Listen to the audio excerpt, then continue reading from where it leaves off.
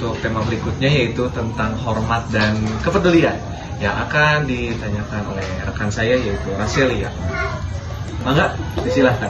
Salam. Bapak, menurut Bapak sebagai orang tua, seperti apa penanaman nilai hormat dan kepedulian bagi anak Bapak? Seperti apa sih? Hormat. Hormat dan kepedulian termasuk salah satu sikap sosial yang sangat dianjurkan, baik di dalam segi agama maupun di dalam irgama ya. Jadi irgama itu berarti aturan negara ya. Masyarakat itu sangat penting dan harus diterapkan kepada anak-anak kita, terutama buat kita sendiri juga biar dicontoh sama anak-anak kita. Hormat dan kepedulian itu sangat penting, bilangnya sangat penting lah. Gitulah intinya. Kalau dijelaskan secara panjang mungkin iya semuanya singkat tapi ternyata sangat penting juga. Soalnya menyinggung orang lain dan berhubungan dengan orang lain lagi, tidak hanya di lingkungan keluarga. Jadi Karena masyarakat sih banyaknya ya dipakai. Referensi hormat dan kepedulian itu sendiri kan pasti beda-beda sudut pandang juga. Gitu. Pertanyaan kedua, bagaimana cara Bapak menanamkan sikap menghormati orang lain dan kepedulian pada anaknya? Gimana cara nanaminnya? Menanamkan hormat terhadap orang lain, boleh saya ngeluarin ayat Quran sedikit? Boleh.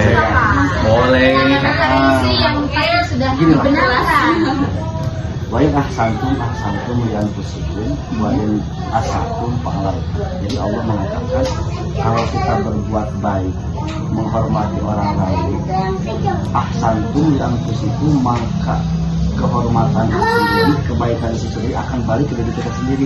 Jadi menanamkan hormat, saya akan menghormati orang lain.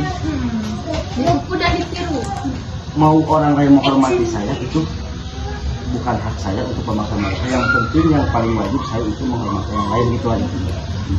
Adapun balasannya itu tidak peduli. Yang penting saya sudah menghormati orang lain. Orang lain mau menghormati saya atau tidak itu hak mereka. Ya. Tapi kalau kembali ke Quran, pasti kalau kita menghormati orang lain, pasti kita akan dihormati orang lain. Ya, orang tua. Kalau masalah kepedulian sih, ya gimana ya yang kepedulian? Peduli apa dulu nih? Ya, peduli misalnya Ada ada yang hal-hal baik. ketimpa musibah Oh gitu. ya, menanamkan kepedulian untuk bagi saya sendiri, terutama mendidik anak dan istri. Contoh kecil aja lah ya. Contoh kecil saya selalu menanamkan kepada anak, kalau misalkan ada pengamen, bukan saya yang memberi, saya kasih ke anak yang memberi. Iya. Jadi sampai sekarang alhamdulillah ini saya bukan tapi real nyata ya. Kalau saya yang ngasih anak marah, pengen sama aku gitu. Jadi dibiasakan dari sekarang. Jadi nanti Ketertarikan tersendiri. iya, nanti udah besar bukan kasihan, bukan dia memberi bukan karena kasihan. Dia memberi Kebiasaan. bukan, tapi udah jadi kebiasaan baik yang secara tidak sadar itu adalah kepedulian yang sangat bagus, meskipun yang dikasih nominalnya juga seberapa. Iya, sekarang mungkin 1.000, 2.000, mungkin kalau udah sukses mereka bisa kasih 2 juta, 2 juta. Jadi lah, jadi kebiasaan sekecil apapun nanti kalau udah gede jadi kebiasaan yang sangat luar biasa. Ya. Itu menurut saya gitu.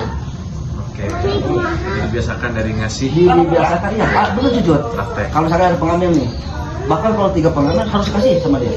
Kalau udah kasih dia nangis. Misalnya dia sama saya nih, pengen sama Neng, diambil lagi dia kasih lagi. Kayak gitu. Iya.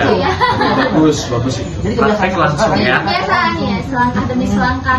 Tapi pasti Iya, gitu. akan diterapkan sampai. Tapi awal mulanya saya contohin dulu, bukan langsung saya contohin. Jadi dengan cara dicontohin. Iya, kalau bahasa sekarang tuh kepo. Apa-apa, bagus ya. Kepokan kebaikan buat Iya. Selanjutnya Kang Anggi, dalam pandangan Kang Anggi sebagai orang tua nih, tantangannya apa sih menanamkan nilai hormat dan kepedulian? tantangannya. Tantangan buat diri saya, Ya, bukan buat anak, bukan. ya Dalam bisa. menghadapi mereka, jadi ada tantangan. Pertama buat diri saya sendiri, kalau menanamkan kepedulian itu suka ada rasa Egois. ego di mana Jadi harus dia rasa ego itu suka ada.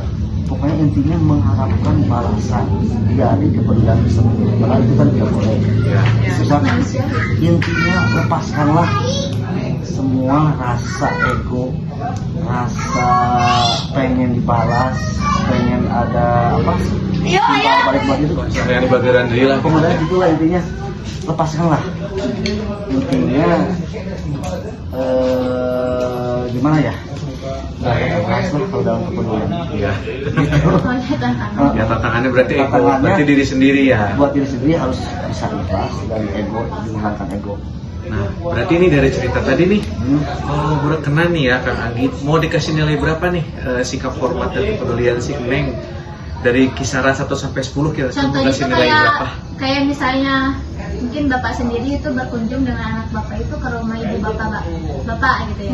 Berkunjung kayak mereka kan pasti menanamkan nilai itu tersendiri. Seperti assalamualaikum saling. Oh iya. Mau dikasih nilai berapa tuh 1 sampai 10? Ya, Kisaran 1 sampai kalau 10. buat anak saya sendiri karena itu anak saya 100.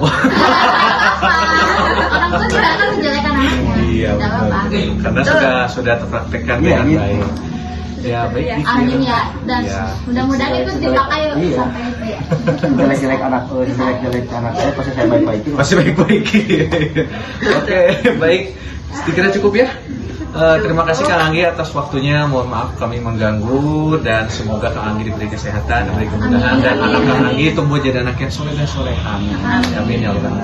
Sekian yang bisa kami sampaikan. Terima kasih Ya. untuk mata kuliah pendidikan karakter ini. Wassalamualaikum warahmatullahi wabarakatuh. Mohon maaf juga. Sini sudah ada Audra, Abi, Audra, Abi dan Aska. hai dulu sama kamera.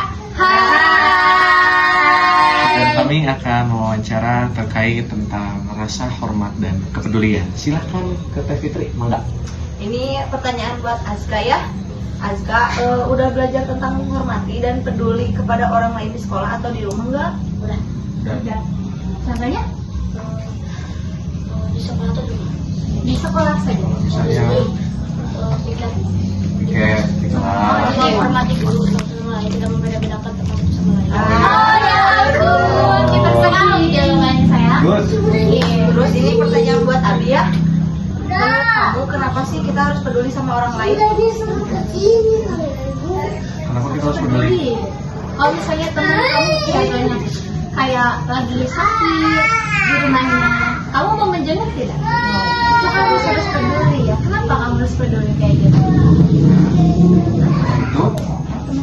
Karena itu teman aku. Iya, betul. Sesama teman ya. Jadi menjunjung solidaritas temanan Solidaritas tanpa batas. Hai. Iya, itu harus ya. Karena mereka temanmu. Oke? Oke. Sekarang pertanyaan buat Audra ya. Audra, sebagai anak menurut kamu penting nggak bersikap hormat dan peduli? Iya, sama ayahmu. Kamu harus gak sih Penting nggak? Penting nggak menurut Audra? Penting. Kenapa? Kenapa tidak penting? Karena itu adalah orang Dua. tua, jadi harus kita hormati. Contohnya? Kayak gimana coba Audra contoh menghormati ayah sama ibu? Salam ya. Assalamualaikum. Salam. Audra suka bilang assalamualaikum kan sama ibu, sama bapak? Kalau pulang sekolah suka salaman nggak? Cium tangan nggak? Iya, suka. Contohnya seperti apa? Seperti gimana? Iya, sayang itu namanya ya. Seperti itu ya contohnya ya. Oke, alhamdulillah wawancaranya sudah saya lakukan dan terima kasih kepada anak-anak yang sudah berkenan. Dan itulah hasil wawancara dari kami. Mohon maaf atas segala kekurangannya karena kami pun masih dalam tahap pembelajaran. Sekian, wassalamualaikum warahmatullahi wabarakatuh. Satu. Bye. Dadah.